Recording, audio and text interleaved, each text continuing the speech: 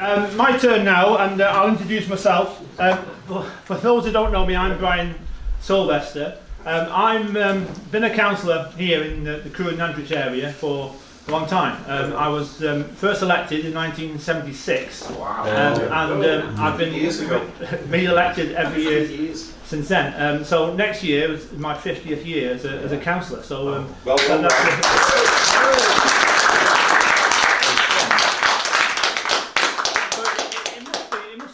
Some sort of record. I can't imagine there's many more in the country that have done 50 years. It's a long time. I was 24 when I started. Right, so I'm going to talk first of all about Cllr First and how it came about and what we're doing. Cllr First came about because I was a bit bored during lockdown, and I thought, well, what I'll do, I'll form a political party. It's not as easy as you first think. It's pretty difficult dealing with the Electoral Commission. But I got there, and we formed Cllr First, and we stood in by-elections that came up, and we did well. We beat the Greens, we beat the Lib Dems, we beat the Workers' Party, we beat the Independents, but we didn't beat Labour and Tory, but we did well. So we were pleased with the start that we had. And then the big breakthrough came in 2023, when there's an all-out election. Now in Cllr, there's 20, would you believe, 20 town councillors, and there's 10 Cheshire East councillors. Now, Cheshire East is this ginormous big unity council. It carves up half of Cheshire. It's far too big. It covers 450 square miles, and it's been a total disaster since it was formed. But we're stuck with it. And so there's 10 Cheshire East and 20 town council. As a fledgling new party, we put up 30 candidates. 30 candidates. We found 30 candidates, which is quite remarkable because the Tories couldn't find 30 candidates, but we did. And we put the 30 candidates up, and the results were. I still have to pinch myself a little bit about results. Town council results. We got 29% of the vote across the whole town. Cllr's a big town. It's about 60,000 population, and we got 29% of the vote. We got one councillor elected to the town council. I came within 5 votes of getting elected. The councillor that we got elected onto the town council was the first ever non-Labour councillor to get elected. So we showed it can be done. It's hard work. You've got the leaflets over there. You can see that we put out a lot of leaflets. It's hard work, but it can be done. The electoral system doesn't help you. If we had a fair electoral system in Cllr, at the election in 23, we would have had, let me move this out, we would have had 6 town councillors and 2 borough councillors, but instead we ended up with 1. So the electoral system doesn't help us, but there we are. That's what we're stuck with. But that was an amazing start for the party. Now, in my naivety, I thought, well, that's great. We're now the second party in Cllr. We got 29%. The Tories got 10%, and all the other parties got less than 5. So we're clearly we're clearly the main opposition to the Labour Party in Cllr. And I thought, well, that's great. Now we can get in on to all the media. All the media will come to us and say, well, what do you think about this? What do you think about that? But none of it. We are really struggling with the media because the media is stuck in the old framework of saying, right, okay, it's Labour Tory. And so events come up in Cllr. Instead of coming to me as leader of the Cllr First, they'll go to Tories or to the Labour. And protest as much as I like, which I have done, as you can imagine. I've really taken it down on them. But you're like talking to the wall, really. What did Elon Musk said? We're the media now. We are the media. Well, I'll come to Twitter in a minute. I'll come to Twitter in a minute. So that is the problem that we've got at smaller parties. It's getting our message across in the media because the media don't want to know. BBC, Radio Stoke, and all these sorts. We're covered by Radio Stoke, right? All my press release, I do a press release at least once a week. A press release goes out. Do they ever print any? No, not one. And the only time that this is funny, but the only time that we really got some media coverage, and this is in the national media, in the Crewe Town Centre, and Simon will know this, and Crewe Town Centre, the stupid council, they bought this big block of shops called the Royal Arcade, and perfectly good block of shops with tenants in there, and all the shops were open and they were doing well, all the rest of it. In their wisdom, they knocked the shops down and said, right, we're going to have a brand new shopping centre, and we're going to build on the land we demolished. So you can guess what happened. They demolished the land and nothing happened, and it's still nothing's happened. Years and years later, we've just got a bomb site in the centre of Crewe. And so I put out a leaflet. I thought to myself, well, what is the most famous bomb site in the world ever? I thought, well, it's Hiroshima, right? So I put a leaflet out, and I've got a leaflet here, right? Comparing, right, Crewe Town Centre with Hiroshima. And actually, when you look at the photos, there's not a lot of difference. It's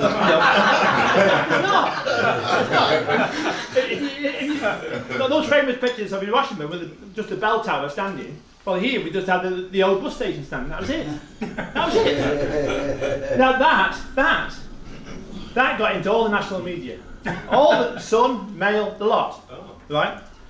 But the only reason they were doing that, I think, well, it's going to put us, Crewe First, in a bad light, right? That's why they were doing it. So how outrageous? How can you possibly compare it with the Russian?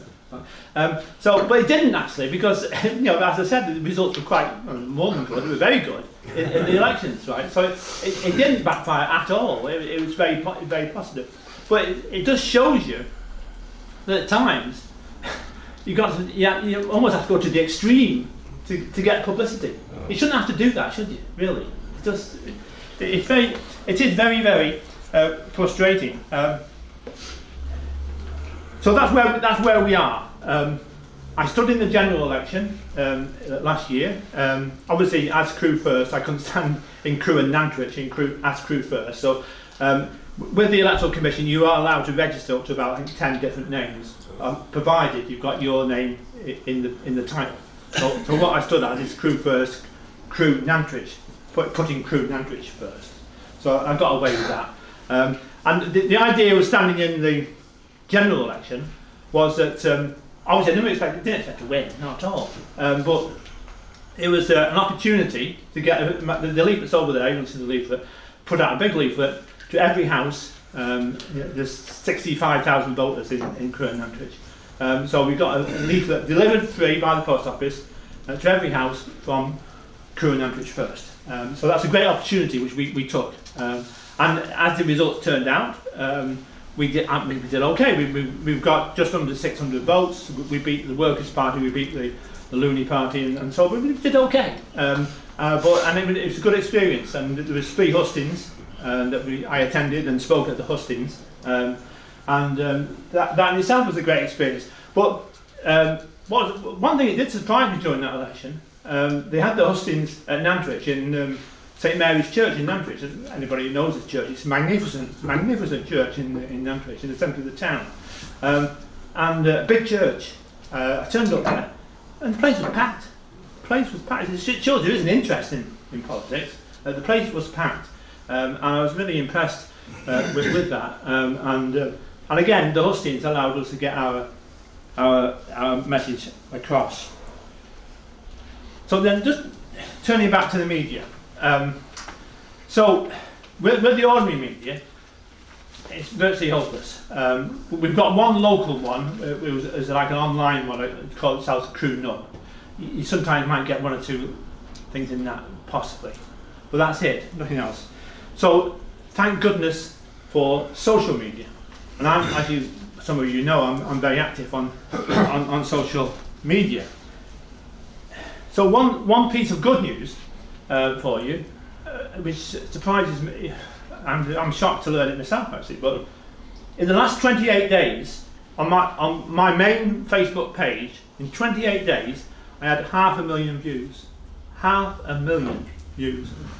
And the only reason I can think that that's really taken off, it's just gone straight over that, is that what Facebook now do, and those who use Facebook will know this, is that when you actually post something, you're allowed to post to about 9 different groups as well. right, and groups that you follow. And obviously I follow groups who are of the same mind as myself, right? And so I do. I post it to 9 different ones every time, and that's the only reason. I haven't changed what I'm putting out. My stuff is, I keep ploughing it out. So I haven't changed the style of it at all, or the content of it. So that's the only reason I can think of. But I don't know whether anybody else has had the same experience on Facebook, but that is staggering. And just think of that, 500,000 in a month, less than a month. That's more than some of these channels on TV get. It's just incredible. So it's one to ponder if you're on Facebook, is to look at that and see whether you can get more followers and more views on that. On Twitter, you mentioned about Twitter. It's interesting on Twitter. I've got about 46,000 followers on Twitter, and I was saying to Tech earlier. In the old days, I used to get like 100 more followers every week, roughly on average. But now, for the last year, it just stayed where it is. It's gone from 46,000 to 47, then down a bit, then up a bit, down a bit, and up a bit. So I can only think that I'm being shadow banned. I can only think that it's going to be shadow banned. You've been shadow banned. Yeah. So what you can do about that, I don't know. You can complain to Elon and all the rest of it, but it probably do know. I think there has to be, and I know that a number of the parties are freedom parties. There has to be legislation brought in to make it a criminal offence to do that. Well, that'd be good, yeah. Because it's a form of harassment. B, it's a form of suppression as well. So it's suppressing the alternative media. But I'm talking to Tech about his Tech account, his Treasury account, and you've got about 60,000, haven't you? Yeah. And you get about up and down. Yeah, and you get about 400 or 500 times every time you post. You get 400 or 500 views. Right. I've got 46,000 followers on Twitter, and every time I get 200, 250. Sometimes you get a lot more if it's a really, really good one. But you need reposts, don't you, on Twitter? Sorry? You need it to be reposted by other Yeah, people. I repost my own stuff. Can I just tell you a quick thing? Somebody clipped a minute of me. I did a sort of guerrilla style interview with Sarwar, who's the leader of the Labour Party in Scotland. Have you seen it? No, I know so. Yeah, I've seen that. Have you seen it, mate? Yeah. So I did the thing. One of the guys, now I wasn't getting any traction on my X page, just in connection with what you were saying. Somebody took it, clipped it, made a minute of it, me saying certain things to Sarwar. Yeah. It's a guy called Harry Krishna. It blew up to 250,000 views. Really? Yeah. Then Basil the Great put it up, he got 250,000 views as well. Then Peter Lloyd put it up, exact same clip, he got about 150,000. Yeah. And then Tommy Robinson put it up and he got 350,000. So there was somebody else, I missed out somebody though, there was somebody else. Elon Musk. No, I think a lot more than that. But the traction I got off other people doing it, which what you're saying about the shadow banning, that would have got it. I would not have got that volume on my own, even though it was me that did it, even on my own X page. Yeah. And I've got a million. I think somebody else got 250,000 views. Can't remember who it was. And they've it was David Atherton. So he got another 250,000. So there's been about 1 million views, and I would never have got that on my X page had the other accounts not actually done it. Just to put it in a different way, what I was saying earlier, on my Twitter, I say I've got about 46,000 to get 200 views. On my Twitter, if I look at how many views I've had on Twitter in the last 28 days, right, and these figures are all available, right, it's about 70,000. So compare 70,000 with 500,000, right, on Facebook. On Twitter I've got 46,000 followers, on Facebook I've got 6,000 followers. It doesn't make any sense, it doesn't make any, and they're the same posts, they're not different posts, they're the same actual word for word posts, the same ones, yeah. Perhaps if you put an image of Hiroshima now.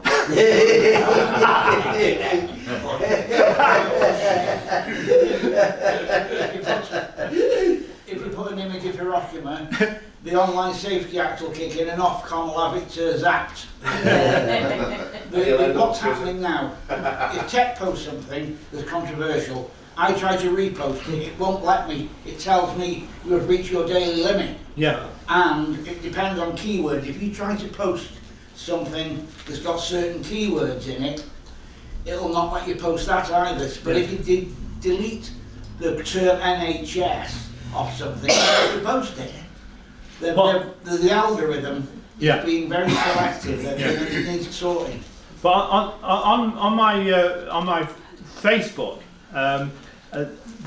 despite the fact that I've got 500,000, which is remarkable, there is would you believe it, a restriction on it. And why is there a restriction on it? Because they sent me a message saying we're going to restrict your Facebook account because you put this post out. We say deleted, and you can guess what it was. It's pure truth about the net zero. Saying net zero is a sham, it's a fraud, and we shouldn't do anything about it.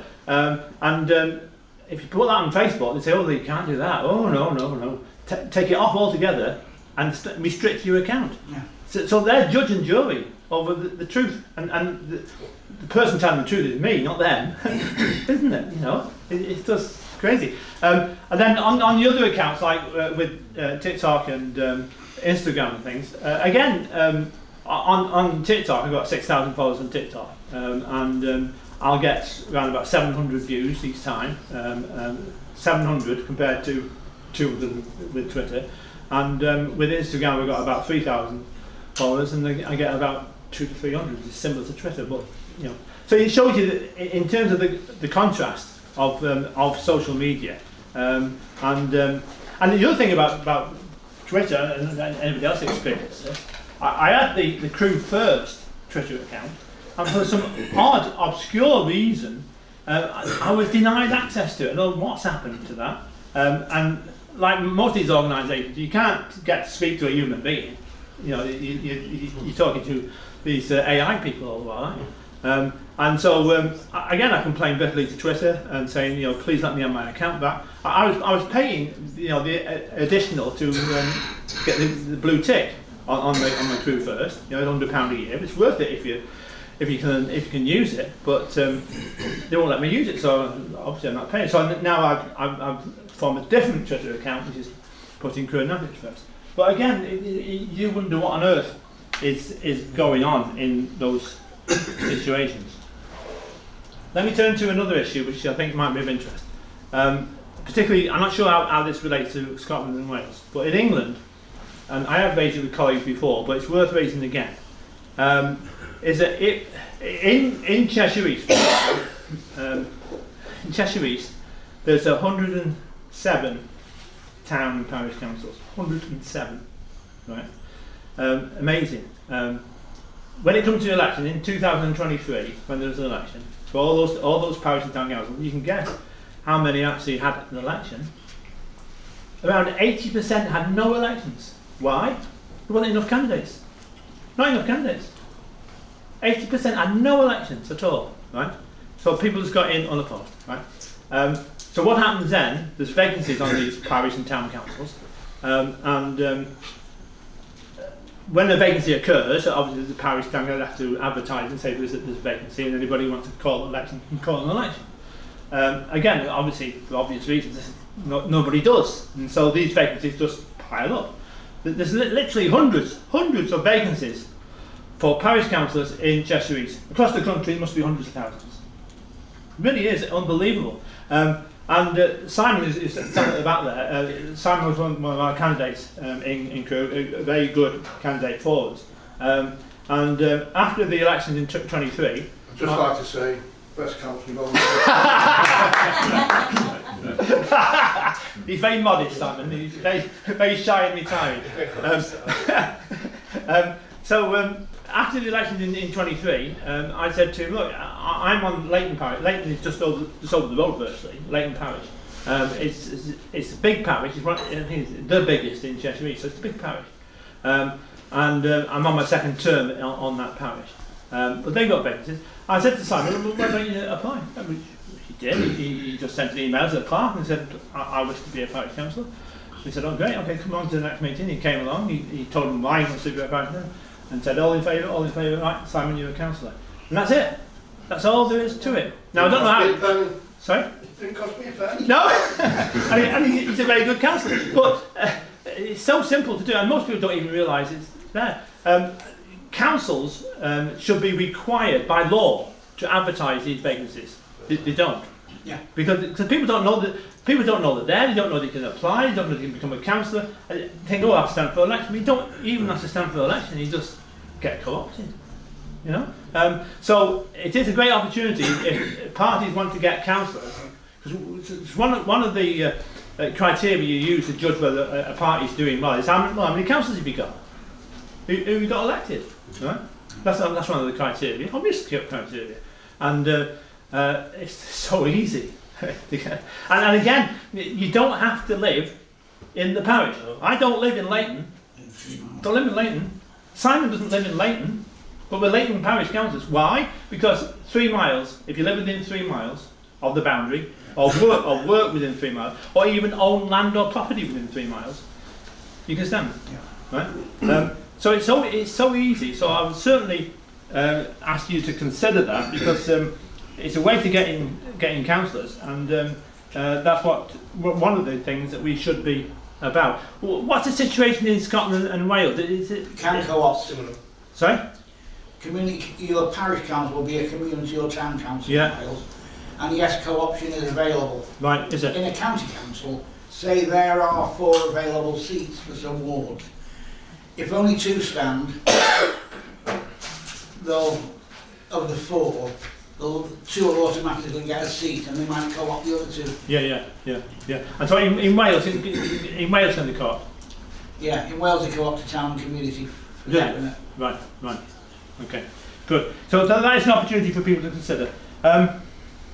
So finally, in terms of Belmont, why am I here? Why is Crew First here? It's because believe in working together.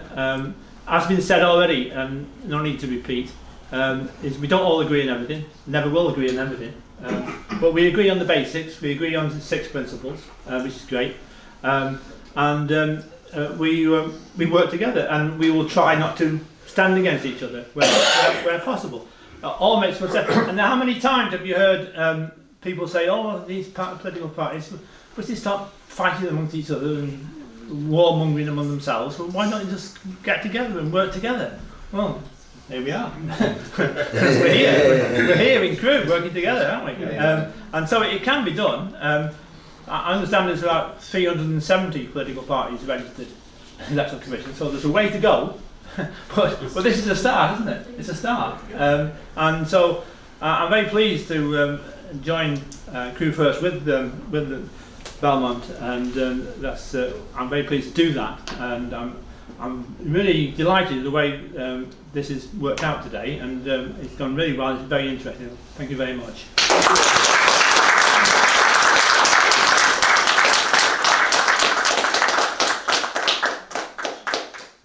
I'll take any questions if there's any questions.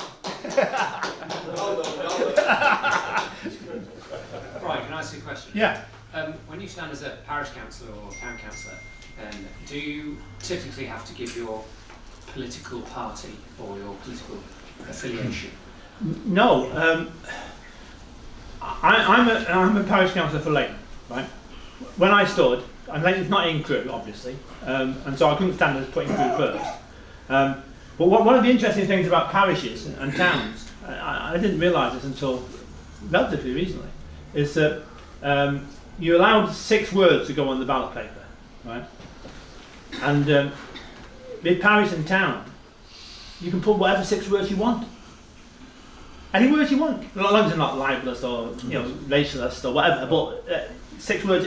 So I think from memory I'd put in local residents first, something like that. Something very similar to what the name I've got here in Crewe.